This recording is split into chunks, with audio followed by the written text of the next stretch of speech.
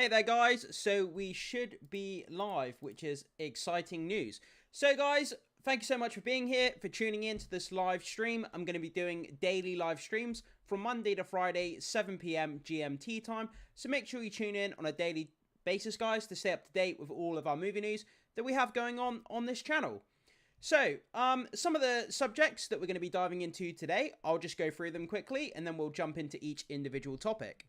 So, we're going to be talking about The Crow, denounced as the remake, and the trailer has 88,000 dislikes on YouTube, so that's kind of a crazy story.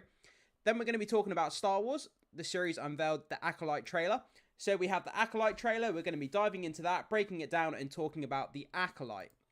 Then we're going to be jumping over to Marvel news. We're going to be talking about Madam Web and how it's left theatres after 5 weekends, and it did worse in performance-wise than what Morbius did, which is saying something when you think about it. Then we're going to be talking about Netflix's Rebel Moon Part 2 from Zack Snyder. The trailer also dropped recently, so we're going to be diving into that and talking a bit about Rebel Moon. And then to finish off our main topic for today's video, we're going to be talking about Captain America 4. It looks like this movie is in massive turmoil, being reshot, rewritten, all kinds of stuff. Test screenings with audiences didn't go down well, and just crazy news on the Captain America front. So guys, we're going to be diving into all that news on this live stream. So, buckle in, sit back, chill out, relax, and let's talk about some movie news. So let's start off with our first topic. This is quite a small one, so we're not going to spend too much time on this, but I just wanted to bring it up. So, obviously, we have the remake of The Crow coming this year. A lot of people were very apprehensive. They didn't want to hear about it. They didn't want to see it. They thought it was kind of heresy to come out with this movie, considering what happened to Brandon Lee and his legacy on The Crow movie. And but they went ahead with this movie.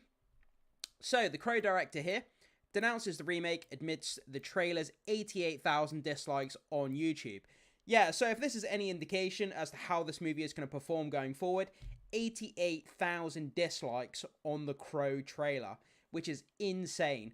A lot of people, like I said, believe it to be heresy, considering, Brandon Lee and his kind of legacy in the Crow movie. A lot of people just think that it's just kind of spitting on his legacy and what he did in that movie. Personally, I don't see it, because if this movie comes out and it's great, then that's cool. We have 2 Crow movies which we can enjoy. But if this movie comes out and it flops, then it doesn't matter. We still have the original. So either way, we kind of win. We still have the original Crow movie, and we can still go back and watch it anytime we want. So, amidst the whirlwind of reactions to Lionsgate's remake of The Crow, the first trailer has garnered a staggering 88,000 dislikes on YouTube. In response, the director of the beloved 90s adaptation has taken to social media to share his thoughts once again. Yeah, so for those of you who didn't know, it's been in the trades and it's been in the news cycles recently. The original director of the original Crow movie has been coming out, and he's been bashing this movie, the Crow reboot. He's been bashing on this movie, saying that it shouldn't have been made and that fans are going to hate it, and, how it's bad to Brandon Lee's legacy and all this kind of stuff. And yeah, and it seems like he's come out with more comments, and it looks like the dislike ratio on the YouTube trailer could possibly, be backing up exactly what he's been saying, whether you agree with it or not, So last week, Lionsgate unleashed the first trailer for the readaptation of The Crow, sparking a wave of mixed reactions from fans. While some remained open-minded about the update take on the material, the majority expressed disappointment over the departure from the moody, gothic atmosphere of the 90s film. Critics particularly took issue with the seemingly generic supernatural action movie vibe and unconventional song choice. I have to say, I'm not one of those huge, massive fans of the original Crow movie. I've seen parts of it. I thought it was okay. I didn't think it was anything special. But I watched the trailer recently for this Crow reboot movie, and I actually thought it looked really good. I thought the action looked great. I thought, the cinematography was great. I thought it looks compelling, and I'm really interested to go and see it. But like this article says, I know there's a lot of people out there that think it's heresy and kind of refuse to watch the movie, out of principle. And, that's their prerogative. It's up to them, isn't it? Alex Proyas, the director behind the original film, had previously voiced his lukewarm sentiments towards the remake. Now he has taken to social media once again to address the trailer's divisive reception, noting its rapid accumulation of dislikes on YouTube. Within just one day online, the trailer amassed over 50,000 dislikes in one day. Wow. and the number that has since surged to 88,000. So, the original director from the original Crow movie, he goes on to say the following: "I really don't get any joy from seeing negativity about my fellow filmmakers' work," the director began, "and I'm certain the cast and crew really had all good intentions, as we all do with any film. So it pains me to say any more on this topic, but I think the fan response speaks volumes. The Crow is not just a movie. Brandon Lee died making it, and it was finished as a testament to his lost brilliance and tragic loss. It is his legacy. That's how it should remain. The sheer amount of dislikes on the Crow remake trailer might be a bad sign for how the movie will perform." So yeah, if we do take into consideration the amount of dislikes on this trailer and the kind of discourse around the dissatisfaction that people are having with this kind of, remake of The Crow, if it's any indication going forward, then it could be bad news for this movie at the box office. It could potentially flop. But as I said, from my perspective, I hold no kind of fond memories. I don't really have any attachment to that original Crow movie. So them doing a reboot for me has no significance to me whatsoever. But I know there's a lot of people who are hardcore fans of that original and maybe see this one as kind of a, spitting on that original, considering the Brandon Lee connection. I get that, and everybody's, entitled to their own opinion. But guys, jump into the comment section and let me know what you think about this news, about 88,000 dislikes on the Crow reboot trailer. Do you think that's an indication of how this movie's going to flop? Or do you think that's people just, jumping on a bandwagon and it's just, people just hitting dislikes for no reasons? Let me know all your thoughts, comments, and opinions about this, and I can't wait to see what you have to say. But with that down, guys, we're going to move on to our second topic of tonight's live stream. So, our second topic is this. The brand new Star Wars Acolyte trailer dropped recently, hours ago. I knew this was coming out today. I held off this kind of live stream until this dropped because I wanted to add this into the mix for you guys. The Acolyte is something I've really been excited, looking forward to. When it comes to Star Wars, it's kind of a bit in the gutter at the moment. It's on a downward trend, the same as Marvel. We've had a bit of kind of garbage in terms of Star Wars content over recent years. And it's not been good. It's not been good. But this Acolyte, a series focusing on the Sith and the kind of uprising of, the dark side, that really, really piqued my interest. But let's dive into this anyway. So, new Star Wars series unveiled in the Acolyte trailer. So, investigation into a shocking crime spree pits respected Jedi Master against a dangerous warrior. Lucasfilm drops trailer for the Acolyte, confirms June 4th release date on Disney Plus with the first 2 episodes. So, following yesterday's intriguing poster release, Lucasfilm has unleashed a highly anticipated trailer for the Acolyte, sending Star Wars fans into a frenzy. The trailer not only offers a tantalizing glimpse into the series, but also confirms its arrival on Disney Plus on June 4th, with a bonus of the first 2 episodes dropping simultaneously. This has been a thing that's been happening in streaming recently now, over the past year or so. It happened with, I believe it will happen with the Monsterverse, Legacy of Monsters on Apple Plus. They released the first 2 episodes at the same time as well. It gives you a big enough kind of taste of what the series is, releasing the first 2 episodes, and then kind of switching up to a week by week, where you're kind of keeping the audiences engaged week by week, but giving them the first 2 episodes, which is a good enough kind of chunk to get people started. I think it's kind of a good compromise between releasing it all at once and doing it week by week, the first 2 episodes, and then go to a weekly format. I think that's a great way of doing it, and I hope they continue to do that format going forward. So, teasing viewers with a cryptic line, "In the age of light, a darkness rises." That's kind of cool. I like that. The trailer promises a riveting exploration of the Star Wars universe, darker corners. Accompanying the trailer is a striking second poster, adding to the anticipation and mystery surrounding the series. We have both of those posters in this article, so we're going to check out both of those posters. They're pretty damn cool. I actually like the posters. They're very simplistic, but they convey the message they need to. And more often than not, the simplest of posters are the most effective ones. So get ready to immerse yourself in the epic saga as the Acolyte prepares to make its mark on Disney+. Check out the trailer below and brace yourself for an adventure like no other. So we're going to be checking out that trailer as well. And let's go down and have a look at this first poster. So this is the first poster for the Acolyte. It's a very, very simple poster, as I said. It's literally a cloaked figure. We have no idea who this figure is from looking at this poster. It could be anyone. It could be a Sith. It could be a Jedi. It could be just a human character. We have no idea. It's a cloaked figure from behind. We have the sun rising. And obviously we have like dark and then light as well. So it's got that kind of juxtaposition between the sunlight and the darkness above. So I kind of like how it's playing on the theme of what this series is about. The cloaked figure, and I think this is clouds in the mountains. I can't tell if this is clouds or water. It's a bit hard to tell from here. I'm going to say with clouds. It looks a bit like clouds. So, but let's go down. So what is the show about? In The Acolyte, viewers will follow a gripping investigation into a shocking crime spree that shakes the very foundations of the Jedi Order. At the center of the storm is a respected Jedi Master, portrayed by the talented Lee Jung-jae. I hope I'm saying that right. Whose unwavering commitment to the justice leads him into a dangerous game of cat and mouse with a formidable adversary from his past. Enter Amandla Stenberg's character. Sorry again if I'm butchering that name. A dangerous warrior whose enigmatic past intertwines with that of the Jedi Master. Setting the stage for a confrontation that will test the boundaries of light and dark. As the investigation unfolds, more clues surface, pulling our protagonists down a dark and treacherous path, where sinister forces lurk, waiting to reveal all is not as it seems. So it seems like there's going to be an investigation unfolding. You know, someone's running around in the Star Wars universe, picking off Jedis, and they're trying to investigate what's going on. And obviously, the further they go down the rabbit hole into the investigation, the more the dark side is going to start presenting itself, and the more it's going to come to the forefront. And that's kind of an interesting premise, to be honest. So, with each twist and turn, the Acolyte promises to challenge our perceptions of heroism, villainy, and the very nature of the Force itself. As the lines between good and evil blur, viewers will be drawn into the riveting tale of intrigue, betrayal, and the eternal struggle between light and dark. That's pretty cool. The focus of light and dark, I kind of like that. It's the core concept of kind of what Star Wars is. You've got the dark side of the Force, the light side of the Force, and having that at the forefront. That's what Star Wars should be doing.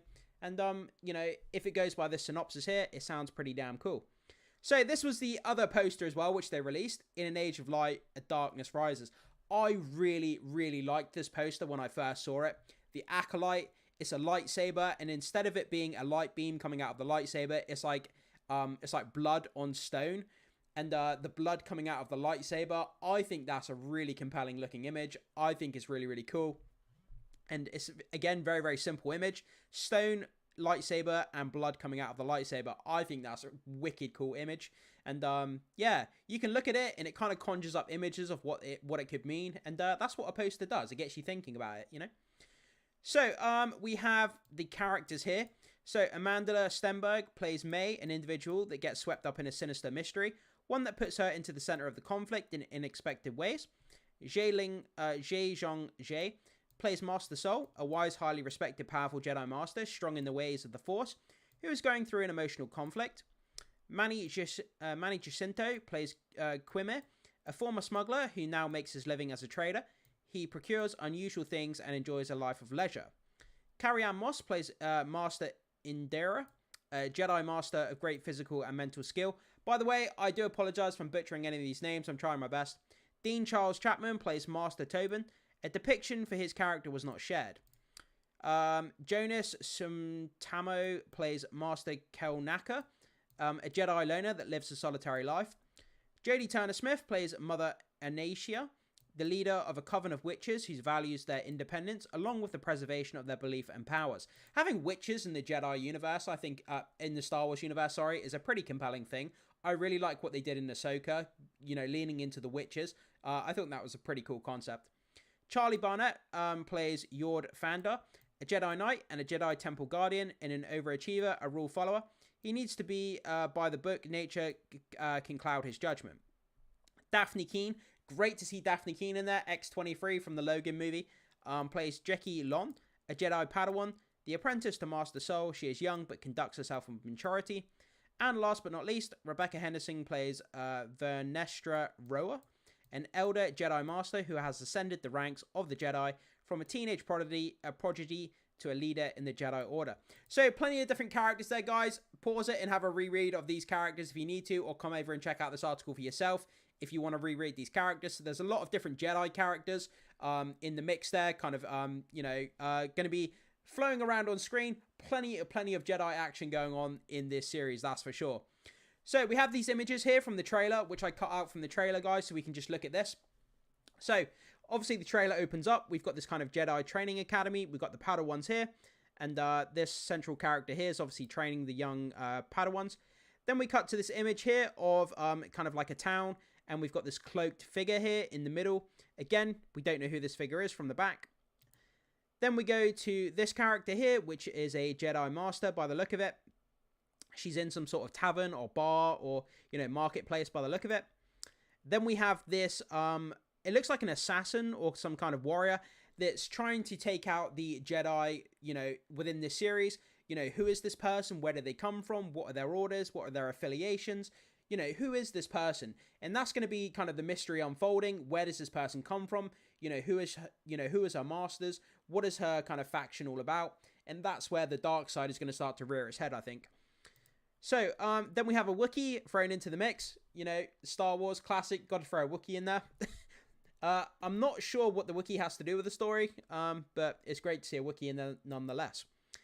Then we have another picture of a load of Jedis here. That looks like they're ready to go out on a mission of some kind. It doesn't give us a lot of context, but we can just see a load of Jedis, and we got the Wookiee there in the background. Then we cut to a fight scene. Again, we're back in that marketplace with that Jedi Master. Her hood's now down, and she's trying to fight that assassin. The assassin's trying to take her out, but she's a Jedi Master. I'm sure she can hold her own. I'm assuming this is going to be the first couple of episodes, the first kind of interaction with this assassin, and then they're going to have to try and figure out who she is. Then we cut to this. I think this may be the witch aspect of the show.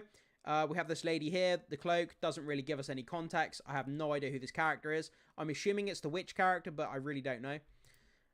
Then we have someone running through a forest when it's on fire. You can just see the silhouette of the person. Other than that, not much else to say. Then we have, again, this kind of assassin warrior type character. Who is she? Where is she from? You know, what is she all about? I'm sure the series will kind of unravel the mystery. Then, again, we have the cloak character here. We have some sort of rock pool here. And then another character in silhouette on the rocks here. Not sure who this is at this point. It's kind of hard to tell. It's just a black silhouette. Then we cut to the end. And we have two Jedi Padawans. I think this is Daphne Keane here, by the look of it. Heavily made up, so it's a bit hard to tell. But let's go on to the trailer quickly. So it kind of just shows what we just looked at in those pictures. We start off with the Jedi Academy. Let's keep going forward. Then again, the cloaked Jedi in the town center. She gets confronted by the assassin. Let's just play this a little bit. So as you can see, they're kind of in a fight scene here. I'm not going to play too much of it for copyright. Then we have the Jedis. See this lush kind of forest vista here with the Jedis overlooking it, which is kind of cool. Got the Wookiee in there. Pretty much just what we've already looked at, but we can look over in case there's anything that we've missed. We've got a snowy planet by the look of it. There again is our assassin. We see some Jedis. And then towards the end, we see a red lightsaber flying through the forest. And all the Jedis pull out their lightsabers and charge into battle. And then a kind of a force explosion goes off and pushes them back. And that's literally all we see. This is pretty underwhelming, I would say. I mean, there's not much to it. There's not much that we haven't seen before in Star Wars. It's a few Jedi on screen. There's some lightsabers. I'm going to move this around quickly. Bear with me. Yeah, there's a few Jedi on screen. There's a few lightsabers. There's a red lightsaber to indicate the Sith. There's nothing really here that's all that exciting. Given Star Wars' track record as of late, they needed to knock this out of the park. But it just doesn't look all that enticing to me. I mean, I can understand why people may get interested with this. I think the concept sounds excellent, but the actual trailer itself is underwhelming. And I think a lot of people are going to have the same sentiment here. There's a few Jedi, a few lightsabers. There's a little kind of tiff in the marketplace between a Jedi and an unknown assassin. And yeah, that's about it. I expected some sort of grandiose kind of Sith unveiling, seeing the Sith, seeing how they work and kind of their uprising, but it didn't really give us any of that. So it was a bit underwhelming for me. You guys may feel different. But anyway, jump into the comment section. Let me know what you think about this, about the kind of small breakdown that we looked at within this trailer and the images. Did you see anything in there that piqued your interest? Have you seen the trailer in full? You know, again, did it pique your interest or did you find it lackluster like I did? If you have any thoughts, comments, and opinions, jump into the comment section. I'd love to hear what you have to say. And let's move on to our next topic, guys. So, our next topic here, we're going to be talking about Madam Web. Yeah, that's right. We still haven't finished talking about Madam Web. You know, this thing's been in the news for weeks now. It feels like I've been talking about Madam Web for the last, 3 years. But yeah, this movie continues to disappoint. Would we expect any more? And it's just an absolute testament to how bad it's flopped. If this is any indication, Kraven the Hunter, man, is facing an uphill battle. Obviously, that's the next Sony Spider-Man spin-off movie to come out. And if this is any indication, that movie is going to fall on its face as well. So, after just 5 weekends, Sony pulls Madam Web, Marvel movie from theaters, bigger flop than Morbius. You wouldn't even think that it's possible to be a bigger flop than Morbius, but apparently it's possible. So after only 5 weekends in theaters, Sony Pictures has called it quits on Madam Web. They should have called it quits, when they started making it. They should have realized that it was a pile of trash. They should have burned it, should have thrown it in the sea, dumped it in the ocean, whatever. And they should have never released this movie. The amount of damage that they've created around their IP, their Spider-Man spin-offs. As I say, Kraven and Venom 3 are going to really suffer because of what happened here. And we'll have to wait and see how the box office for those movies come out. But yeah, they've really tarnished their IP. It's not good. So after only after only 5 weekends in theaters, Sony Pictures has called it quits on Madam Web, marking the film as an even greater disappointment than 2022's Morbius. Discover the final box office figures after the jump. So, Madam Web's premiered on Valentine's Day, but just over a month later, Sony Pictures has officially pulled the plug on its latest Marvel venture after a lackluster 5-week stint in theaters. Its recent digital release has only fueled further mockery on social media, echoing the lukewarm reception it received during its theatrical run. With an estimated production cost exceeding $100 million, it's understandable why Sony is eager to put this comic book adaptation behind them. Yeah, there's going to be people somewhere in the company of Sony, there's going to be people getting fired for this. How this movie got through quality control, I have no idea. Everything about it is just awful. The CGI is bad. The acting is bad. The costumes are just... The trailer that they released was just awful. I could have done a better job. Give me an iPhone and I could have filmed a better trailer. I'm not even exaggerating. I probably could make a better trailer. And the fact that this got through quality control just absolutely boggles my mind. It really does. So, closing its theatrical chapter this weekend, Madam Web barely scraped together $43 million in North America, a stark $30 million shortfall compared to Morbius's 2022 earnings. Sony Pictures will likely gauge the performance of Kraven the Hunter and Venom: The Last Dance later this year before committing to future projects. However, the studio's handling of these live-action adaptations appears shaky at best, with Spider-Man remaining a beacon of hope as a shared character with Marvel Studios. Yeah, not only are they going to tarnish the reputation of this upcoming Kraven film done by Sony and Venom: The Last Dance, which is the next Venom movie, they've also going to be tarnishing the reputation of the Spider-Man character as a whole. This is going to put people off seeing, anything to do with Spider-Man. Spider-Man as an IP is going to take a hit because of this. And they would have been better scrapping this movie. It would have saved them more money in the long run. And like I keep saying, we'll just have to see how the knock-on effect is going to affect the box office of future Spider-Man projects going forward. It could be massive. It could be next to nothing. Only time will tell. So, at least for the time being, recently, Madam Web lead Dakota Johnson said she's not surprised. The movie flopped with critics, adding that she said, "It was definitely an experience for me to make Madam Web. I'd never done anything like that before. I will never do anything like it again because I don't make sense in that world. I know that now." Yeah, it comes across like she doesn't care about the movie. She has no interest in the character. It was just a payday. And, it just came across in the entire movie. It's just like, these actors don't care about any of the material. And, yeah, it's just, I don't know. It's just something not genuine about it. I don't know how to put my thumb on it. But I'm sure you guys know what I mean. So, but sometimes in the industry, you sign on to something, and it's one thing. And then, as you're making it, it becomes something completely different. You're like, wait, what? The actress continued. But it was a real learning experience, and of course, it's not nice to be part of something that's ripped to shreds. But I can say that I don't. But I can't say that I don't understand. So yeah, she acknowledges that it's been ripped to shreds, but she understands why the movie was just an absolute disaster. But it's always annoying to be part of something that doesn't work out, of course. But Dakota Johnson, she's a world-class talent. She's, talented as anything. She'll find more work, no problem whatsoever. But Sony is stuck with a massive deficit of this box office, and they've only got themselves to blame for making a crappy movie. So, from exhibitor relations, welp, it's no Morbius. Sony Madam Web is tapping out as a domestic box office with $43 million. That's $30 million less than Morbius. Yeah, I just when you would have said that Madam Web's going to come out and do worse than Morbius, you know, someone would have thought you're crazy. But it's a Spider-Man, you know, Spider-Man related content of Madam Web. But then again, when Madam Web was announced, a lot of people were looking around at each other, scratching their head, thinking, "Why would you make a Madam Web movie? Like, of all the characters you could do, it seems like a bizarre choice to make a Madam Web movie. Like, it's really, yeah, it's not, it's not the first choice that a lot of people would have, you know, chosen." So, in a departure from the unusual superhero fare, Madam Web delves into the enigmatic origins of one of Marvel's most intriguing heroines. I wouldn't say any of that. I don't think any of that's true. This suspenseful thriller follows Dakota Johnson, Cassandra Webb, blah, blah, blah. I'm not going to read that because we all know what the story's about. Madam Web, you know, trying to save these three girls from this Spider-Man-like character who tries to kill them. It's not an interesting story. Nobody cares. But yeah, so that's where we are. At the end of the day, when it's all said and done, after 5 weeks at the box office, they've pulled the movie and it did worse than Morbius. So guys, just let me know what you think about this. Jump into the comment section. What do you think about Madam Web failing at the box office and doing worse than Morbin Time? Because it's going to go down in history. It's going to be remembered for all the wrong reasons. But anyway, let's jump on to our next topic of this live stream. So this is up next, guys. Netflix unveils the action-packed trailer for Zack Snyder's Rebel Moon Part 2. So yeah, remember in recent days we had the trailer coming out from Netflix regarding Zack Snyder's Part 2 of Rebel Moon. Part 1 came out and it wasn't that well received. People didn't enjoy it very much. They thought, you know, it looked like a bunch of unconnected scenes that had been meshed together.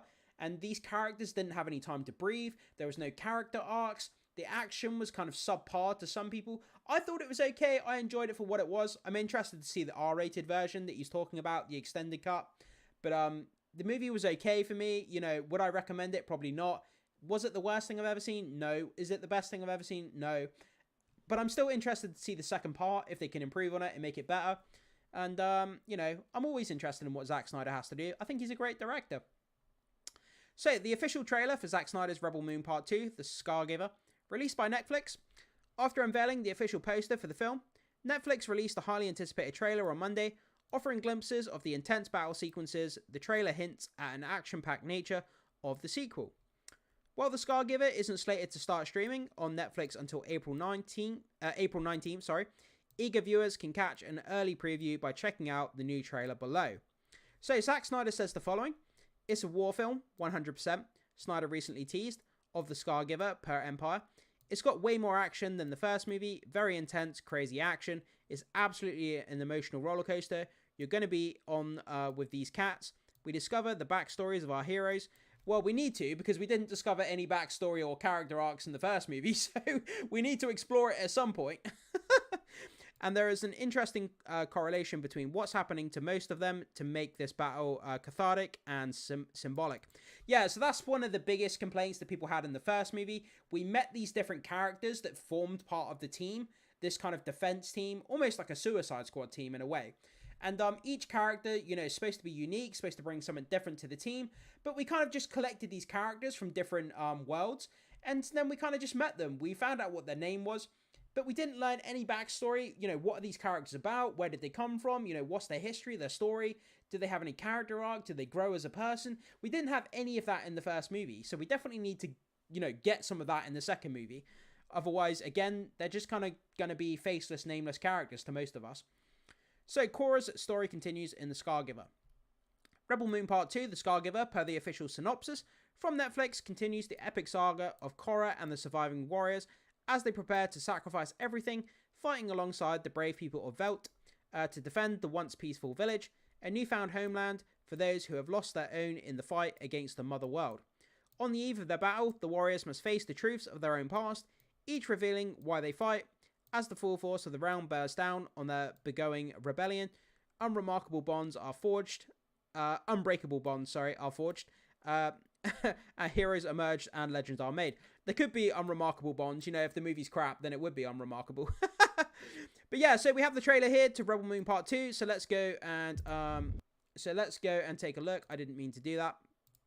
So we're going to take a look through this trailer here and let's see what we can see. Actually, it might be a little bit better if I do go on here. No, let's go back to here. So, let's take a look. Obviously, I can't play the trailer for copyright, but we can scan through and have a look. So, it starts off on a kind of a ship. It's kind of like a, starts off on a kind of ship here. We have, Korra kind of doing a fight scene. And you can tell that this, obviously, when this was first drafted, it was supposed to be a Star Wars movie. You can tell they have these kind of like laser swords, and they look exactly what you think a lightsaber would look like, if you had to change it. So it's almost as if like, copy my homework, but change it slightly. And you can definitely see where they had to change, you know, the lightsabers into different weapons to get away from the Star Wars property, which is very, very interesting. So yeah, we have this fight scene here at the beginning on a ship, which is kind of cool. And this robot from the first movie, I don't even remember what the robot's name is because I didn't really care that much to remember about it. But, you know, and this robot is going to be taking part in the second movie. He's going to be fighting alongside the heroes to defend that kind of village that we saw in the first movie. Then we have the Mother World, all their ships kind of descending on this village to try and take out, you know, try and take out our heroes. And along the way, we have... So, this is the villain from the first movie. Spoilers, if you haven't seen the first movie. At the end of the first movie, he's obviously killed off in the ending fight scene. And it looks like they're reviving him here. They've put him in this kind of gooey, I don't even know what you call it, Bacta tank, almost. And they've revived him here, this kind of space Nazi guy. And then our heroes, the kind of like the heroes that are banded together from the first movie, they're now training the village people to defend their village, obviously from the invasion of the space Nazis. I don't even remember what the faction is called, if I'm going to be completely honest. They're just space Nazis, so I'm going to call them space Nazis. Yeah, so they're training the people from the village from Zack Snyder. We've got the village here, which is going to be attacked. And before you know it, the space Nazis are arriving. Space Nazis are coming down from their mothership here in their little pods. And we keep going. We've got, obviously, Space Hitler himself here in the middle. I can't remember his name. He lands and starts attacking people. Starts taking out people here in the village. Then we have the robot. Obviously, the robot, his eyes turn red here. He's going to start helping in the fight, defending in the village, which is pretty cool. I like the robot. He's pretty cool. We didn't really see much of him in the first movie. And, yeah, so this is a pretty cool scene here. The mothership, I think it's called the mothership. No, not mothership. I don't remember the names of it. I have to be honest, guys. I just don't remember the names of this stuff. But we have the attacking space Nazis in their, space Nazis, in their ships here, attacking the village. You can see a massive explosion in the middle, and they're going to start the invasion. And this is where the crux of the second movie is going to take place, defending this village. Will they successfully be able to defend the village from the space Nazis? So, we have some cool fight scenes here, where they're taking on the Nazis. The invasion has started. And, yeah, the action looks pretty cool. And then we cut to the kind of the end. We cut to the kind of end where we have this end sequence where she's fighting Space Hitler. And yeah, I mean, it looks pretty cool. The action looks awesome. The cinematography is on point. Zack Snyder movies are always great when it comes to cinematography and action, but he's not always the strongest when it comes to storytelling. But yeah, that's just a small breakdown of what we can expect from kind of, you know, Rebel Moon Part 2. I know it's not the best breakdown in the world, guys, but like I say, I can't play the trailer too much, unfortunately, because of copyright. But we had a look through. There's that opening fight scene. There's kind of the village where they train the village people. And then they have the massive invasion of the space Nazis at the end. And they try their best to, obviously, defend the village. That's kind of the story that follows on from the first movie. And that's kind of where we are.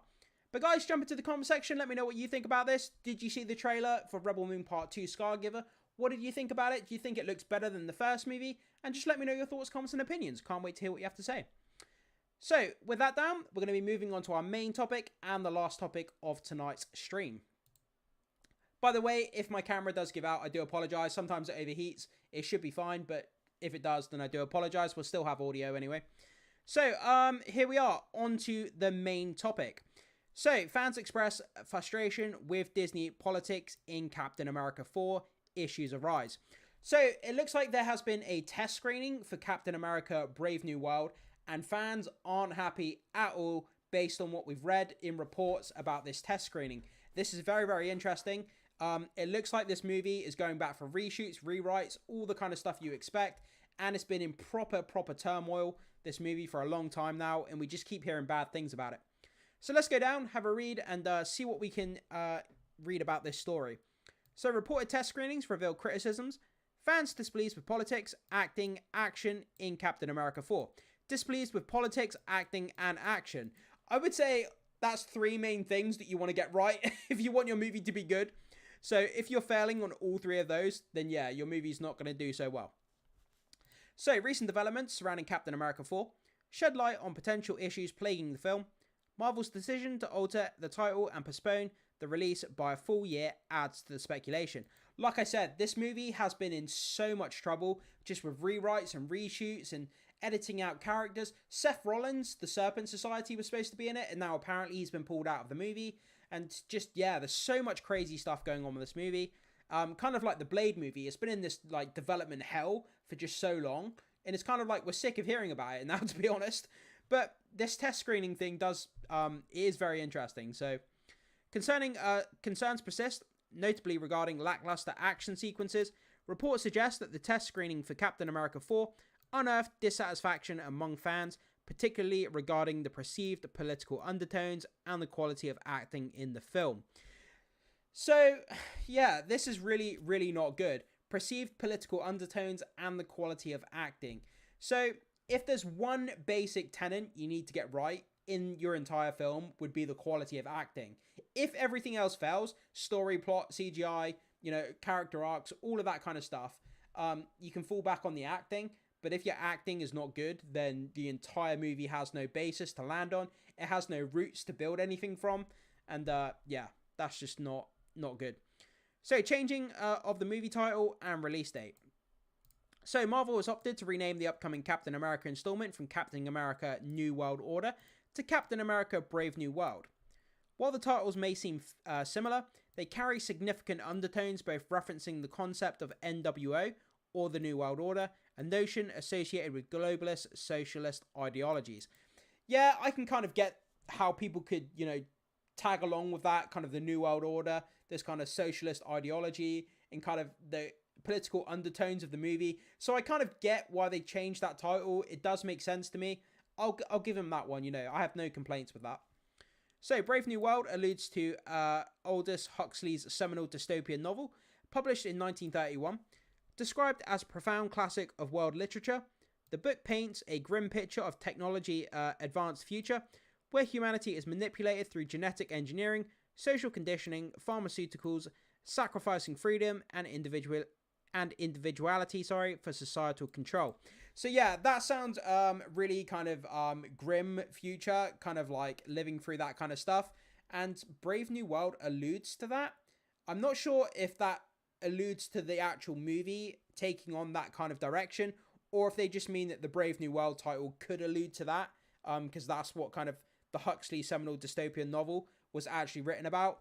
But I'm not sure if the movie would kind of go that route, kind of using those tones of that novel. But it's interesting that the novel has the same kind of title. So we could see some underpinnings of that novel in there somewhere. But as to how much they would go down that rabbit hole, not really sure about that.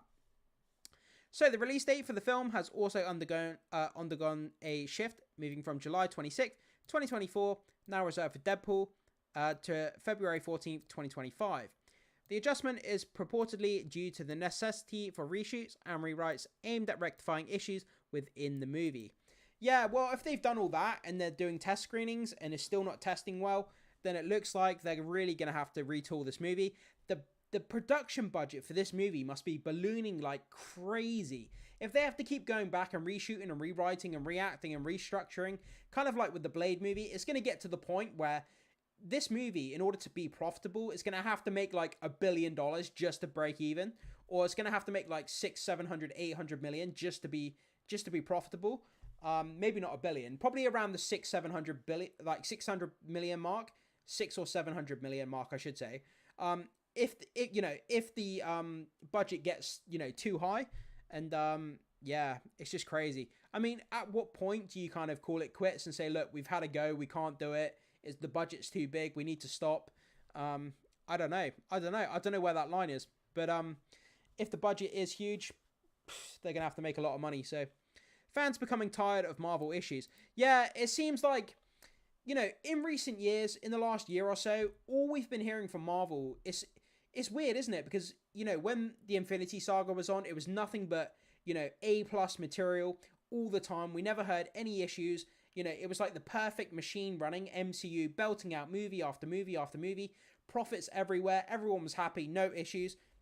And in recent years, it's just been, you know, bad quality, bad movies, you know, issues left, right, and center on all these projects being rewritten, you know, in development hell, and it's just not good, man. And people are becoming, you know, a bit kind of stagnant and tired of hearing about it, and, you know, it appears that discontent among fans regarding Disney's political and propagandist inclinations has extended to various facets of the company, including its theme parks, films, television properties, notably within the Marvel brand. Absolutely, like, everybody's picking up on that. The wokeness, as they call it. So, rumours circulating on Twitter suggest a recent test screening for Captain America 4 left fans dissatisfied on multiple fronts. Complaints range from subpar action scenes to lackluster performances and notably objections to political themes within the film. So, concerning the action sequences, it's been rumoured that Marvel is undergoing reshoots for at least 3 significant action scenes due to their perceived inferior quality compared to previous Captain America installments. I mean, how do you live up to the previous Captain America fight scenes, you know, with Steve Rogers, Chris Evans? Those fight scenes he did were absolutely incredible. The physicality that the guy had in the role was second to none.